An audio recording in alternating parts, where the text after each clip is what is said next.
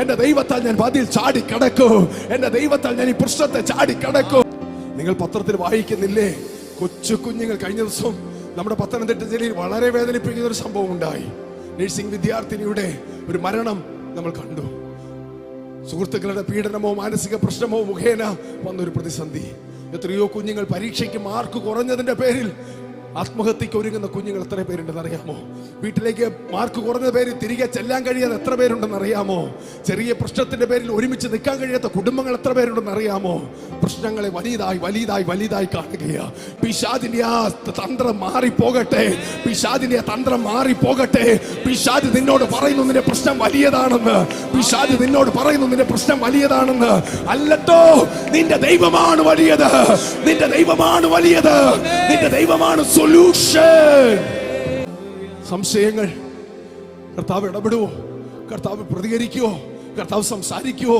കർത്താവ് ഇറങ്ങി വരുവോ? നിശ്ചയമായും ദൈവം പ്രവർത്തിക്കും. ഇസ്രായേൽ മക്കൾ കഠിനമായ ശോധനയിലൂടെ കടന്നുപോയി.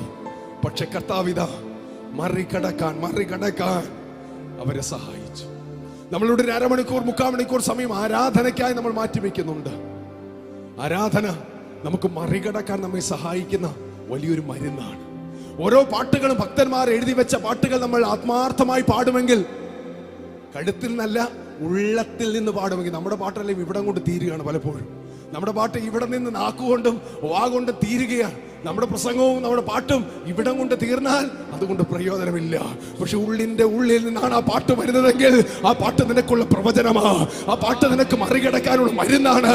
ഇന്ന് പകലും നമ്മൾ ആരാധിച്ചല്ലോ, ഇന്ന് പകലും വചനം കേൾക്കുന്നല്ലോ, ഇത് നമുക്ക് മറികടക്കാനുള്ള മരുന്നാണ്. പിശാച് നേരിട്ട് പരീക്ഷിച്ചപ്പോ കർത്താവ് എങ്ങനെയാ മറികടന്നു പോയത്? കർത്താവ് എങ്ങനെയാ മറികടന്നു പോയത്? ഒഴിഞ്ഞു പോകുകയല്ല കർത്താവ് ചെയ്തത്, വചനം കൊണ്ട് നേരിട്ടു. പിശാച് അവനെ വിട്ടുപോയെന്നാ എഴുതിയിരിക്കുന്നത്. എങ്കിൽ ഇന്ന് ഈ കേൾക്കുന്ന വചനങ്ങൾ വെറുതെ കേൾക്കുകയല്ല, നമ്മുടെ ഉള്ളത്തിലേക്ക് ഇറങ്ങട്ടെ, ആഴത്തിലേക്ക് ഇറങ്ങട്ടെ. കർത്താവ് പറഞ്ഞതുപോലെ ഒരുവൻ വിതയ്ക്കാൻ പുറപ്പെട്ടു. ചില വിത്തുകൾ വഴിയരികെ വീണു, ചില വിത്തുകൾ പാറപ്പുറത്ത് വീണു, ചിലത് മുള്ളിനിടയിൽ വീണു, ചിലത് നല്ല നിലത്ത് വീണു. വഴിയരികിൽ വീണത് ആളുകൾ ചവിട്ടി നേരിച്ച് കളഞ്ഞു. ചില കിളികൾ വന്ന് കൊത്തിയെടുത്തുകൊണ്ട് പോയി. ചിലതോ പാറപ്പുറത്ത് വീണു, വളർന്നു വന്നു, വെയിൽ വന്നപ്പോ അതങ്ങ് വാടിപ്പോയി. മുള്ളിനിടയിൽ വീണത് വളർന്നു വന്നു, പക്ഷെ അത് ഞെരുക്കി കളഞ്ഞു. നല്ല നിലത്ത് വീണ വിത്ത്.